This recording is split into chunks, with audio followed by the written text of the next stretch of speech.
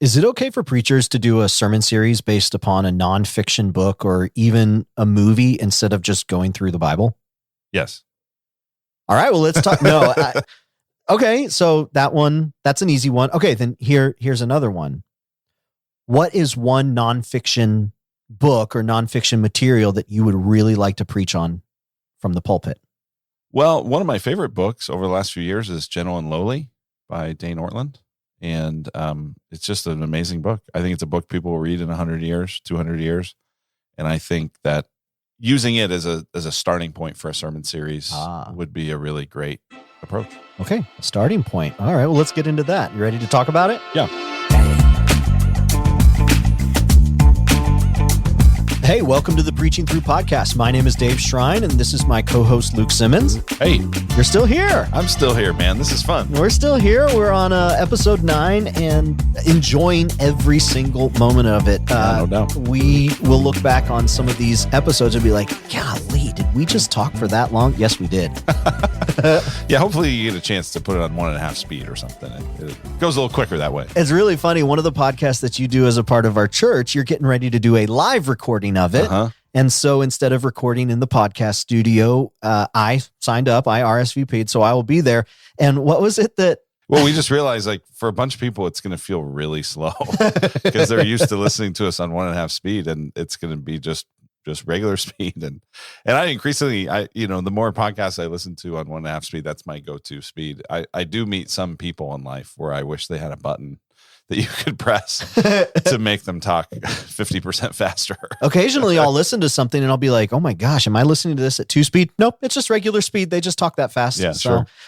So this is the Preaching Through podcast. We're so glad that you're here hanging out with us. The reason why we get together and talk about these themes, these issues, these concerns, these topics is because really they are central to preaching Jesus in 21st century America, helping people understand what it is to know, love, and follow Jesus in an era that is marked by so many nuances and so many differences and dynamics that we did not have to navigate just 20 years before. I mean, even just 10 years before, really.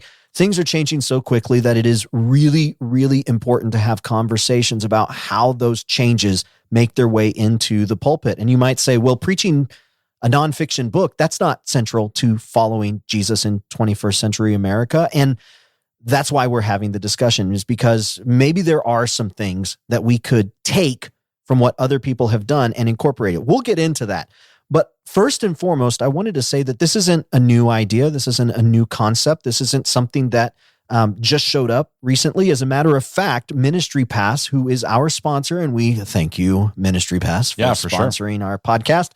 They have been producing sermon series based upon nonfiction books for quite some time now. And so they have so many, in fact, that there's actually a page on the website dedicated 100% to showcasing a collection of sermon series based upon individual books. And so... Well, and this shows you that there's good ways to do it and bad ways. Right. And so I don't know that this is necessary. I definitely don't think it's like, you must do this. I think plenty of people could have a wonderful ministry, life and career and impact without ever preaching through someone else's content. But I think it's okay to do it. Hopefully what this conversation does is say, if you're going to do it, here's how to do it well. And that's ultimately what we try to do with each and every episode, is not say, this is what you have to do, or this is what is essential to do, but to give you just some information to say, hey, just don't do it alone. Bring some other thoughts, some other voices, some other considerations in before you step into the pulpit and deliver whatever it is God has called you to preach that week.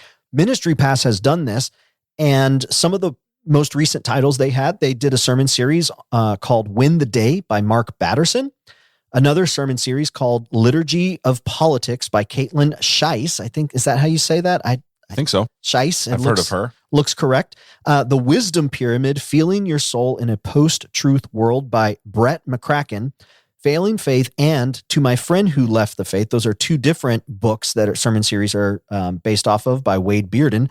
And then Fearing Bravely, Risking Love for Our Neighbors, Strangers, and Enemies by Catherine McNeil. And so if you go to ministrypass.com/blog, you will see the show notes for this episode. And in those show notes, we will provide links to that specific page. So you can just check out what Ministry Pass has to offer as it pertains 2 nonfiction books that you can run a sermon series off of.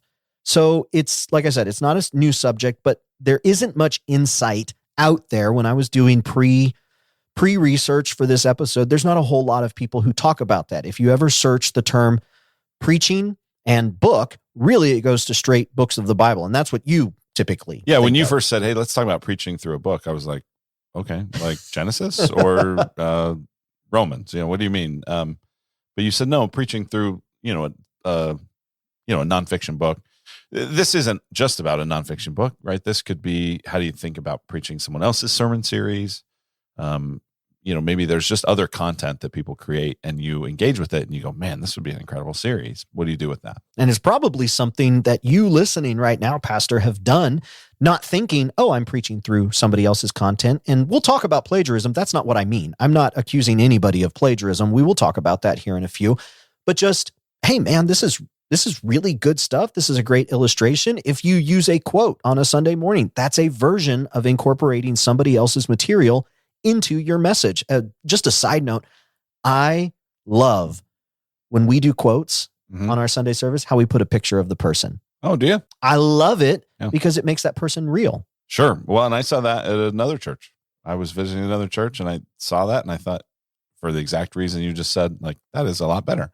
I had used to just put up a quote, and now almost always we put up a picture.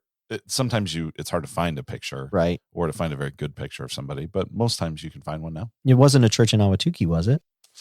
No, it was a church in downtown Phoenix, New City Church. Brian Kruckenberg's the pastor there. All credit. Yeah, I saw that. That looks great. Well, I did it at our church. Way to go, Dave. He probably got it from you. He probably did. We probably got a visitor. And this actually relates to this subject, which is that no one really has any new ideas. Ooh. Like we're all borrowing stuff from somewhere. We should try to give credit when we can, right? So I just shouted out Brian Kruckenberg, but the reality, somebody said, the first time you hear it, you say, as Dave said. The second time you say it, you say, as someone once said. The third time you say, as I've always said. I don't think that's actually probably what you should do, but there is that dynamic of like, there's not really a lot of new ideas. There are new ways to package it. And that's what I think we're trying to talk about. How do we do that well? That's the key right there. How do we do it well? How do we do it in a way that it's an asset and not a distraction, that it's a value add and not something that takes away from ultimately what we're trying to do? Truthfully, that's what a lot of preaching is. It's trying to figure out what pieces fit where and how do we add value to the overall text that we are presenting. One of the convictions you have is preach the text as the author intended it to be taught, right? Mm-hmm. So when we're incorporating other people's material, be it maybe a movie theme that we're incorporating, a nonfiction book, a series of essays maybe, or just a little bit of everything to put together something that meets the context of the place we are called to minister and delivers content that's really essential to our people. How do we do that well? So you want to talk about it? Yeah, let's go. Hey, pastors, let's think back to a time when you prepared your very first sermon. All you had in front of you was an assigned passage and a blinking cursor. You weren't sure how to start, so you began studying the passage and then writing whatever came to mind. You got through it, preached your sermon, but how much more effective would the entire process have been if you had started your preparation with a little bit more insight, a little bit more help? This is where Ministry Pass comes in. Ministry Pass sermon resources provide pastors with a head start on planning sermon series, as well as drafting their individual sermons, saving hours every week while still putting their best foot forward and preaching a sermon that's true to them. Instead of starting with a blank page and just searching for ideas, Ministry Pass offers ready-to-use sermon content that can fit into any sermon or serve as an inspirational springboard for other ideas. When you log in to ministrypass.com, you immediately gain access to over 1,500 sermon series. That's 75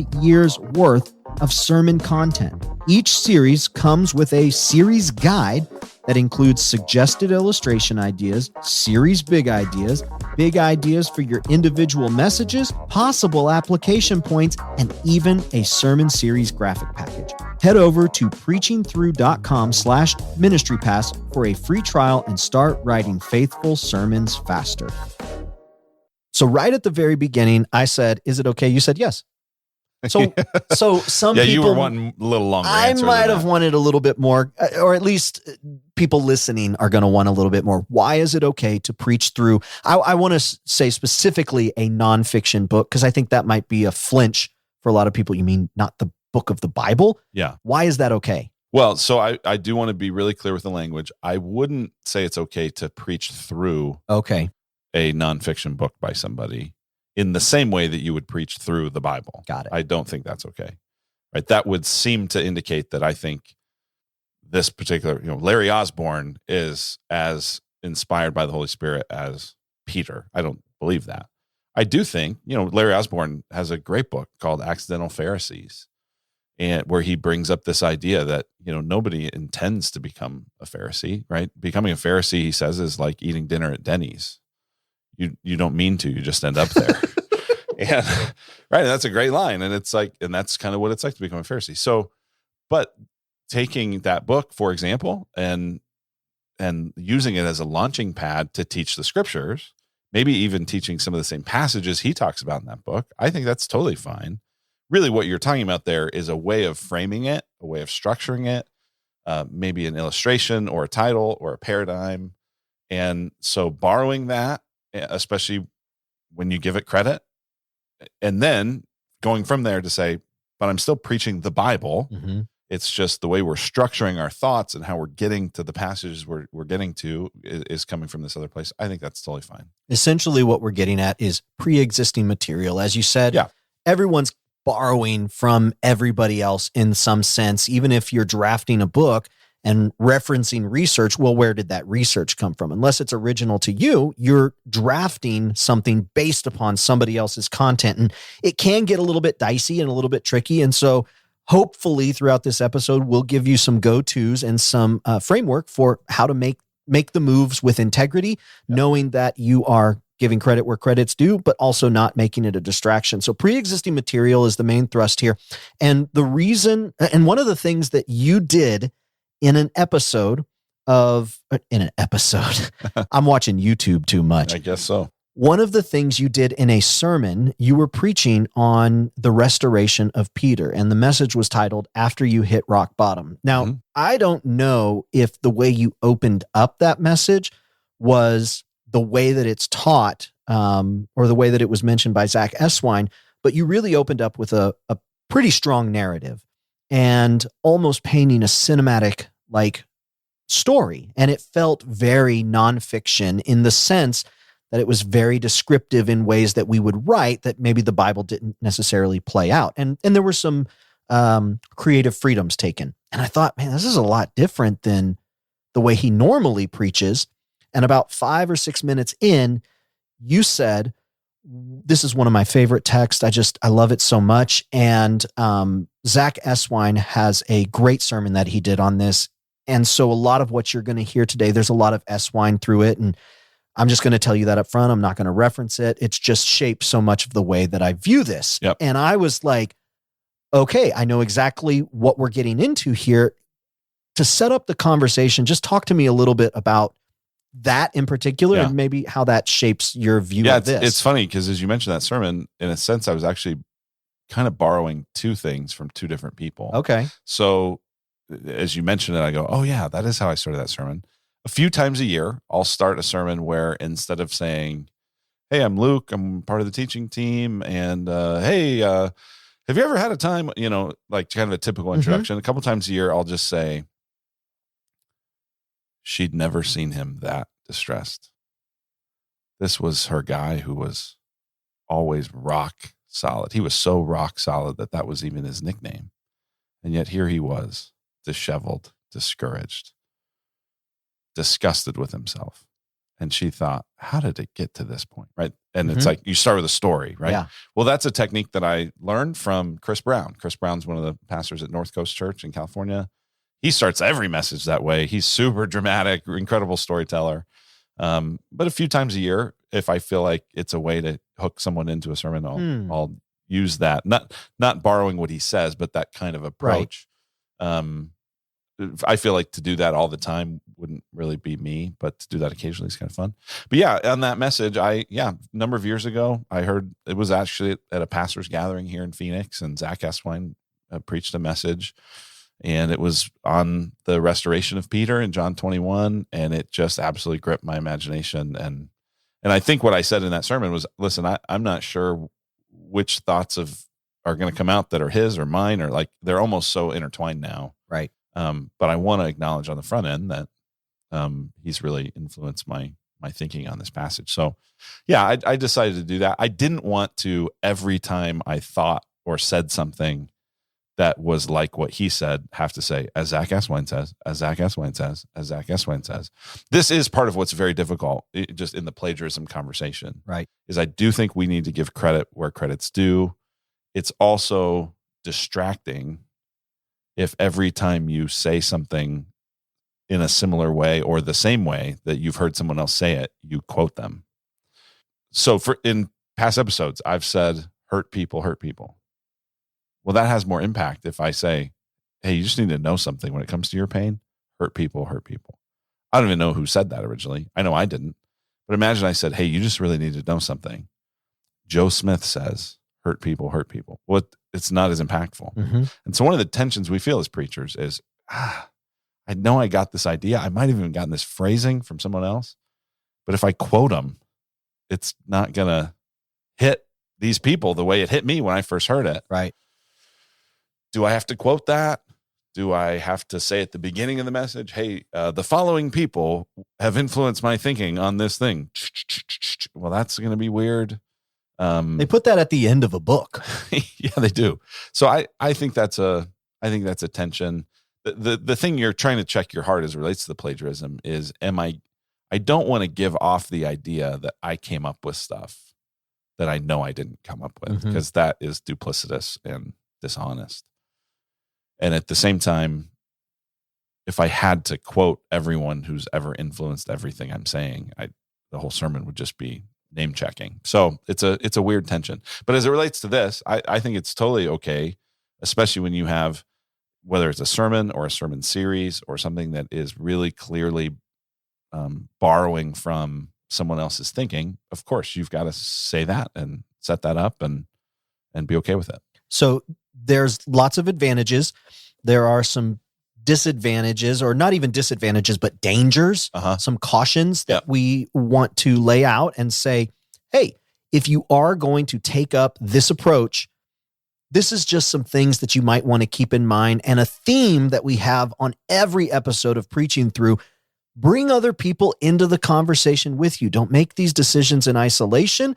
One of the reasons I think we end up in isolation is because we don't intentionally try to avoid isolation and bring other people around us, not just for friendship. I mean, golly, Pastor, you need to have friends in your life.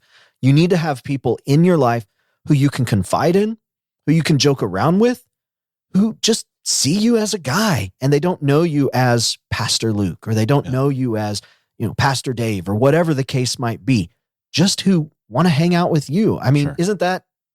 Yeah, that's exactly right. It is interesting how we keep coming back to that theme of plurality and team and community. And even I think this series, or this conversation about doing a series based off of someone else's thinking, is a way of doing that even in front of the church, saying I'm borrowing from the larger community of faith, and we're learning from each other. And this isn't just me on an island somewhere hearing from God, coming back with the tablets, but this is leveraging the community that we're part of. So obviously we will touch throughout the entire piece on just, the idea of plagiarism, and just give some cautions and make comments here or there. First and foremost, we just want to say flat out that plagiarism's wrong. I know that it's been a bit of a hot button issue over the last 5 to 10 years, especially because so much is so readily available, and you can very quickly, I remember I actually plagiarized when I was in high school. I did not want to read a book. I did not want to read a book whatsoever. And the internet was fairly new. Yeah. And teachers were not savvy. And so I went out and I was just like, you know what? Forget this. And I found a report and I turned it in. I was like, I didn't have to read the book. Now that was wrong. That was not right. But the consequences of that are a lot less trivial, so to speak. I mean, there's the integrity piece, but nowadays it can be spotted from a mile away. And so Sure. we're just flat out saying that's not what this conversation about. Yeah, when you get up and, you're married to a woman named Susan, and you get up and say, a few years ago when my wife Carly and I were on vacation, that's going to raise a red flag. Someone's going to go, wait a minute, whose sermon is he preaching? So if you're going to plagiarize, at least do it well, no, but kidding. Don't plagiarize. Right. But yeah, it is this weird. I mean, so imagine you're going to do Win the Day sermon series. That's Win the Day by Mark Batterson, sermon series crafted by Ministry Pass. Like, do I have to get up at the beginning of that and go, hey, I just want everyone to know, that there's multiple layers of borrowing here. Like, because a lot of the folks listening to this are guys that you don't have, right. You don't have 50 hours a week to work on your sermon and come up with every fresh idea. And you don't have all the creative teams that some of these big mega churches have. And, you're doing your best. And so I definitely don't want to put on any pastor the idea that everything you say has to have come from you. That's not even wise. So this is saying, yeah, let's learn from other people. Let's give them credit when we know that credit's deserved. And then let's launch into how what they've done can actually help our people. So we're drawing from a well here. This is not something that we haven't done and we're just talking about. This is a topic that actually I can reference 2 times that we've done it at Redemption. The first time that I recall is when we preached a sermon series based upon the book Love Walked Among Us. Yeah, that's a book by Paul Miller. It's great. It's about looking at Jesus as a person. A lot of things we talked about in the episode on the Gospels really comes out of that book that we did there. It's a really great book, just looking at who Jesus is as a person. And most recently, it was our most recent Christmas, we did Truth You Can Touch. Yeah, that's a little book by Tim Chester. It's an incredible book looking at baptism and communion, these practices that we have that every church does, very few churches have reflected on. And we actually thought Christmas was kind of an interesting time because you have Jesus coming, being the truth who comes that you can touch. And so we borrowed that title and basically borrowed the structure of the series, and then lots of different, pieces of what came out in those series from that book. So those are 2 examples. And then it's also something that's on our radar coming forward at our church in Mesa, Arizona, Redemption Gateway. What are we doing in the future? Yeah, well, one of the pastors at one of our sister congregations, Redemption Tempe, his name's Josh Butler. He's written a number of great books. He's written The Pursuing God and Skeletons in God's Closet. He has a new book coming out next spring called Beautiful Union. And it's about the beauty and goodness of sex and how actually sex is. And when do we start that? Yeah, right after Easter. And sex is actually designed to point us to the beauty of God. And so we're going to do a 7-week series based off of that book. He has also written with that a study guide that his publisher's publishing. And I assume we're going to use probably all that same artwork and all that. I mean, it's going to be explicitly a series based off of the book that Josh wrote. So we're excited to be able to do that for our church and to support his work and to learn and leverage from that. But it might even be something that, that's the kind of thing that churches do frequently, learning from a book like that or others. And I think that's totally okay. So this is a well that we've already dug. We're pulling from. I would say though, I wouldn't make this the steady diet. Okay. I think this is better as like an occasional thing. If it's just all the time, I think it gets a little tired. Should not be the default. It should. I have a saying actually that things are the exception because they aren't the norm. And so what happens in a lot of times with leadership development and things like this, and just trying to provide correction and maybe having some difficult conversations when some exceptions become the norm, is just saying, hey, look, if this was before COVID, but hey, if you want to work from home, that's fine. That needs to be the exception. So in office 4 days a week, if you want to do 1 day at home, that's fine. That's the exception. But the second that it becomes 3 days at home and 2 days in the office, now that's no longer the exception. That's become the norm. So I think that's a great way to frame it up. So we're going to hit 2 different talking points here. First, we're going to cover the advantages, And then we are going to list off some of the dangers. And so we've got a few advantages that maybe you would add to this list, but we've identified 3. The first advantage is just quite frankly, it's great content, isn't it, Luke? Yeah. I mean, well, hopefully, right? I do want to say not every nonfiction it's book not all is equal. Great. Yeah. Not every nonfiction Christian book is great. You can get lots of bad, but what I'm imagining is there's some book that you read or someone else that you trust says, hey, you got to read this book. Right. My wife just finished a book by Andrew Wilson. It's called God of All Things. And it's about how all these ordinary things actually point us to the beauty of God in everyday life. And she's like, this is one of the best books I've ever read. Well, I just looked through the table of contents and I'm like, this would be an unbelievable series. Like, this is incredible stuff. He's talking about what dust shows you about the goodness of God, and honey and gardens and rainbows and tools and stones and water and trumpets and pots. And you're like, that would be totally interesting. And so someone like that, where you go like, okay, this is good content. Someone's thought it through. It's gone through a publishing and a review process. This is not someone's tweet. It's not someone's random blog post that they gave an hour to. This is someone that's really thought through this stuff. So yeah, in that sense, you get some good content. I mean, I know in the case of Paul Miller, who we happen to have some relationship with, he has spent hundreds of hours traveling all over the country, training people in the person of Jesus, synthesizing his thoughts into this book, Love Walked Among Us. You go like, it's good, So yeah, so that's definitely one advantage. So the first advantage is hopefully that you've identified something that's great content. And with the book that you just referenced, I forgot the title already. What was it? Love Walked Among Us? No, the one that God of All Things. God of All Things.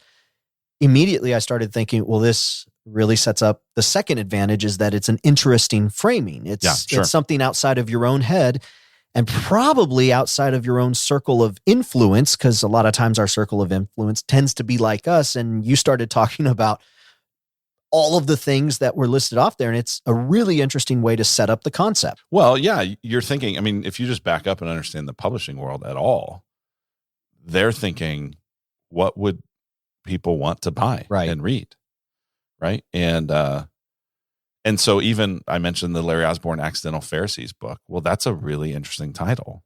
And probably some whiz bang group of marketing folks thought, that's an interesting way to frame this. Mm-hmm. Whereas if he just did it like drifting towards legalism. Well, that's a boring book and that's a boring series.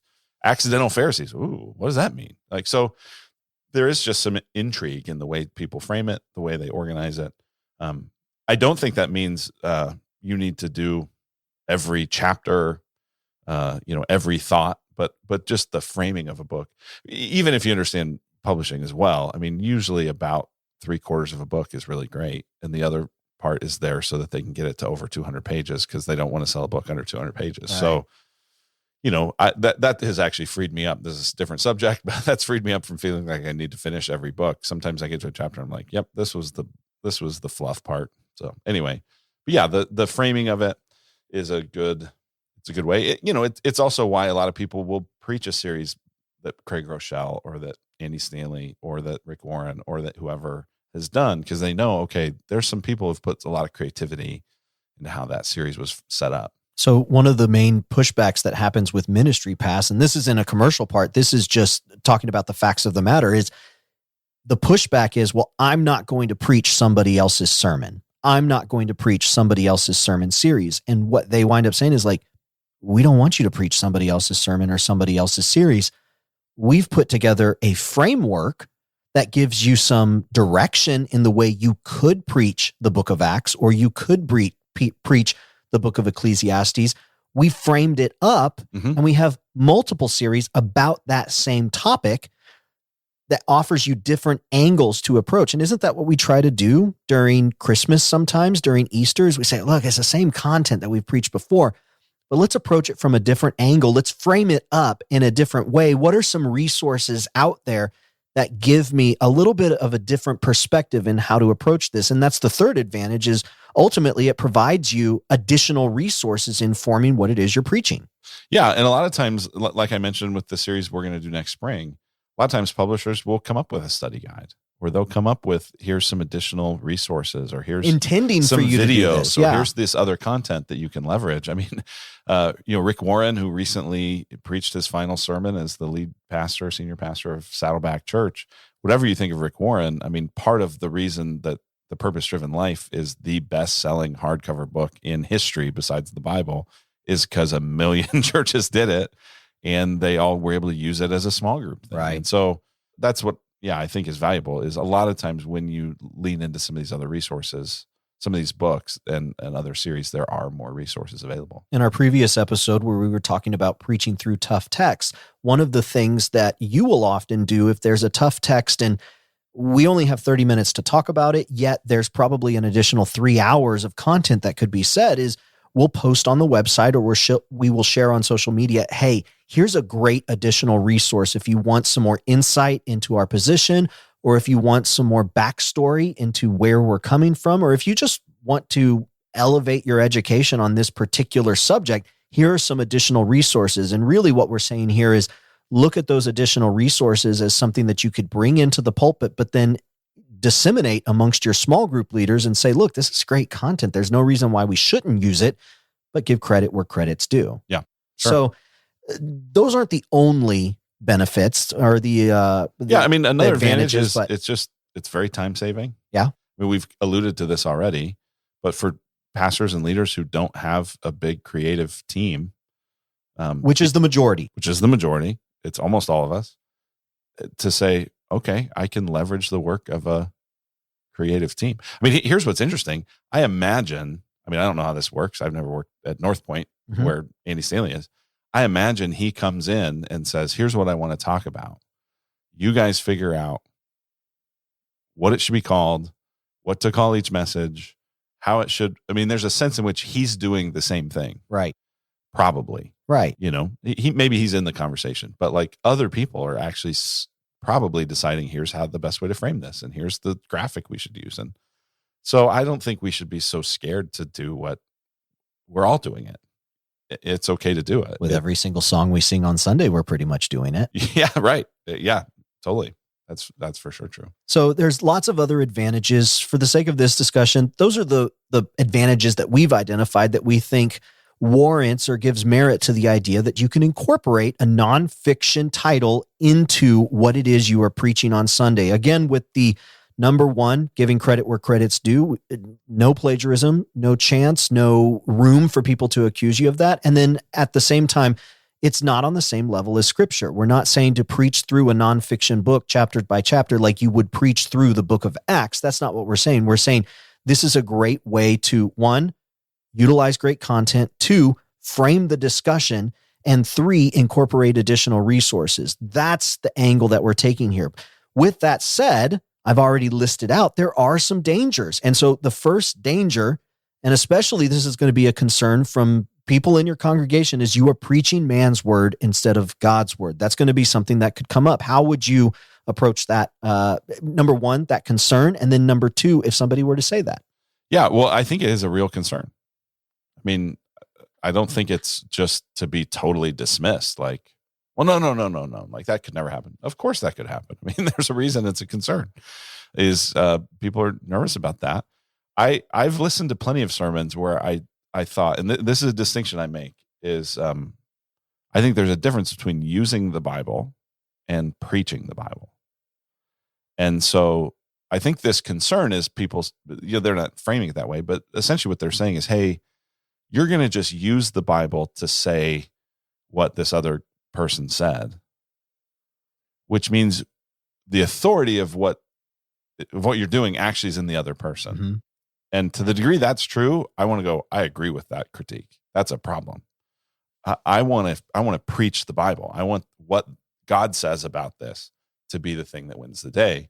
If I'm leveraging how someone else has set it up, if I'm leveraging some quotes from it as well, some insights, great. But I think that is a legitimate danger. It's a legitimate concern. And the concern of that is what that does eventually communicate to people is, well, God's boring, but Craig Groeschel, he's interesting. Louis Giglio, man, he's so clever. Have you heard about the DNA thing? And so if you just got to avoid that. It's a legit danger. So you have to watch out for it.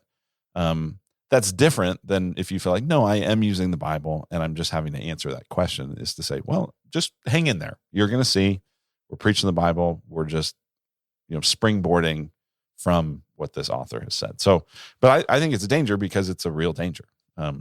So watch out. Doing it too much is another danger. We've already talked about that. Sounding like you're somebody you're not, or being corny, that I think is actually a real danger. And now, because I noticed when you were doing the narrative at the beginning, I don't recall a message when you did that. Now hearing what your thoughts are, okay, now I can listen for that, and I can be like, hey, Sandra, here's what he's doing. Right? Yeah. But it's interesting that you did not connected sound that like to you. Zach Eswine, which it wasn't, but yeah. I connected it because it didn't sound like you. Yeah. And now I realize it was it was just a communication technique, but that is a real danger. Sure. Yeah. Well, and it's like I've mentioned on previous episodes, I have learned a lot from listening to Tim Keller. I'm guessing a lot of people listening to this also have, but if I get up and Soren Kierkegaard says, my people in suburban/rural Phoenix are going to go, hooty whatty, you have a picture to go along with that. Yeah. And I'm not saying you can't quote Soren Kierkegaard. I'm just saying, like, there is a sense in which you got to go, just because it resonated with you personally doesn't mean it's actually the best thing for your congregation. So I think that's sort of what I'm about, or what I'm bringing up in that point of, like, if you're just trying to sound like somebody you're not, a lot of times books are really coming out of somebody's deepest passion.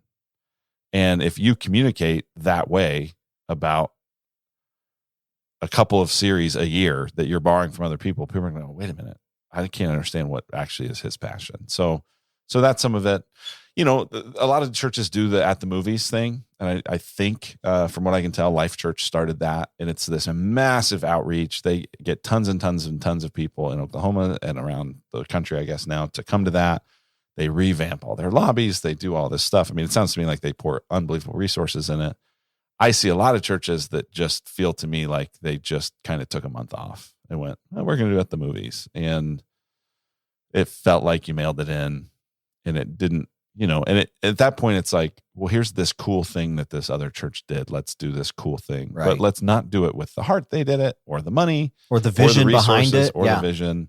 And at that point, it just sort of, I think in the long run, you're just losing credibility with people who go, is this really us?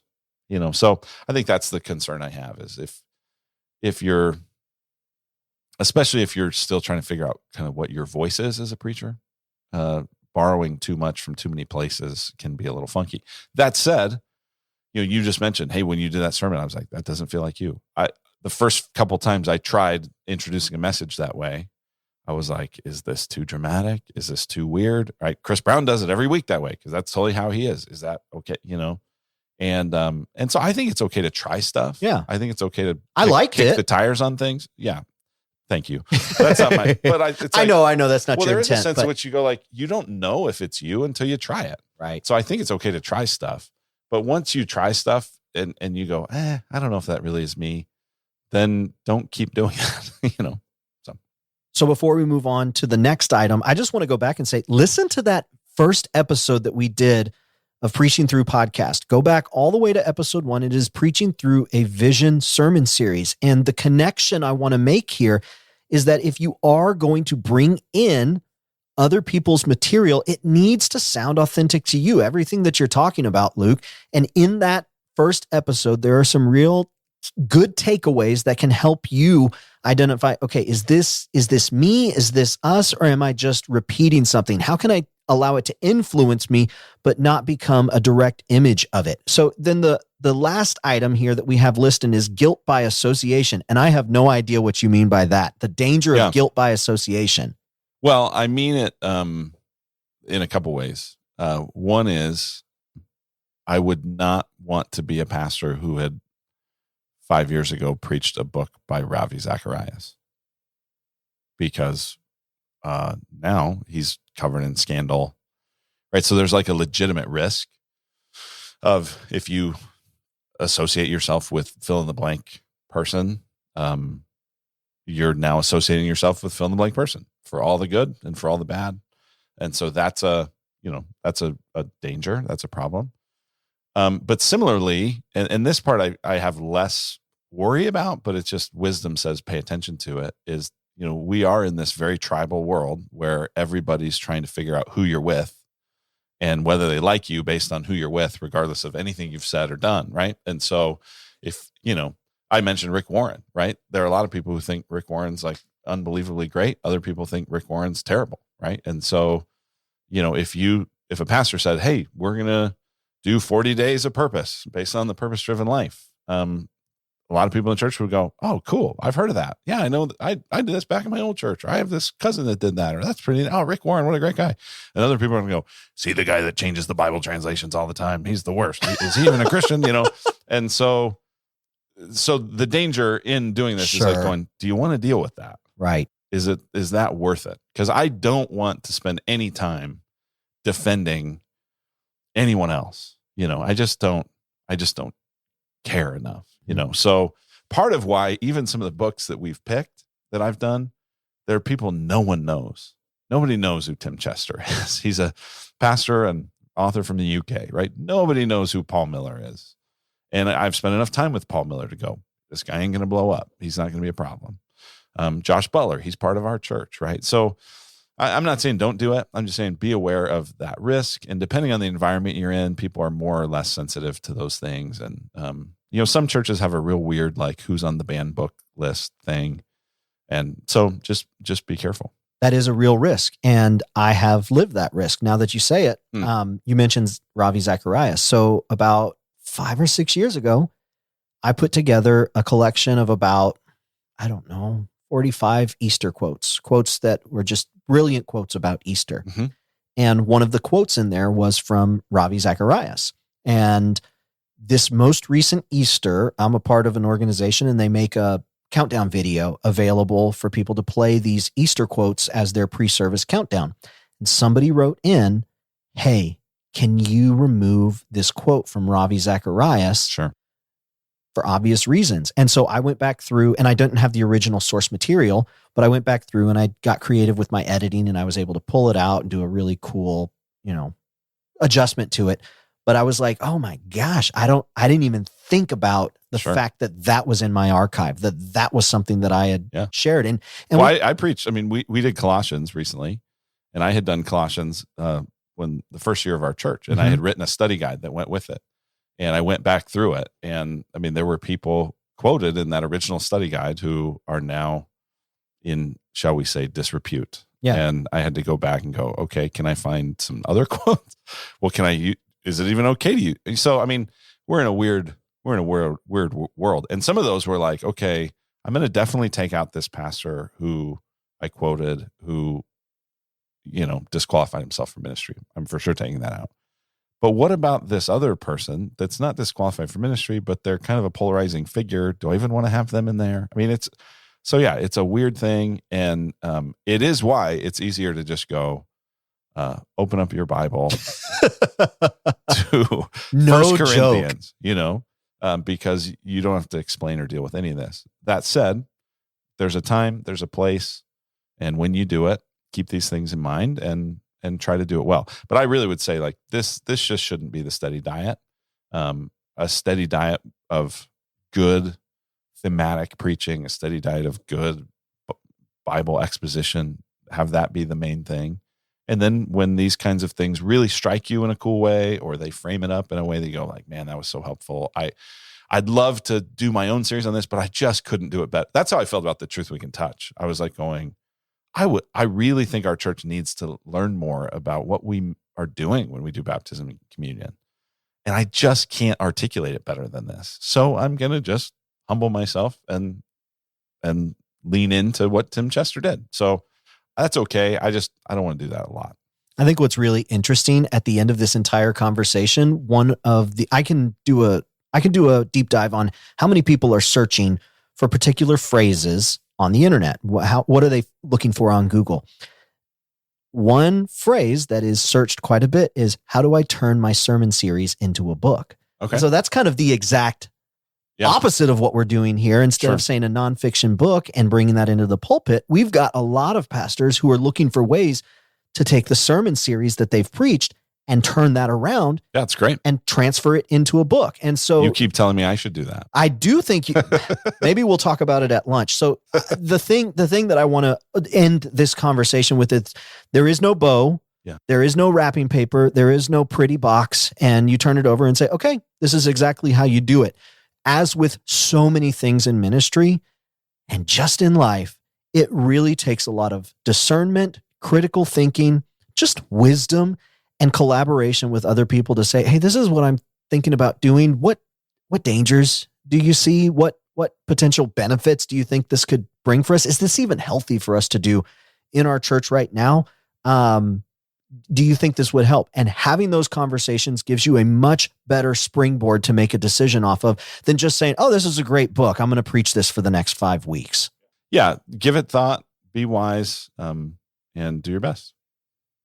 Thank you so much for listening to this episode of the Preaching Through podcast. As you know, the Preaching Through podcast is all about having conversations that are central to helping us preach elements, topics, themes that really show up in how we follow Jesus in 21st century America. If you appreciate this episode, really the thing that we would love to have you do is to go to Apple Podcast or Spotify and leave a rating and review. That's ultimately the only thing we're asking you to do. And the reason why is not because we want to feel good about ourselves. You're confident in who you are, Luke. I'm confident in who I am.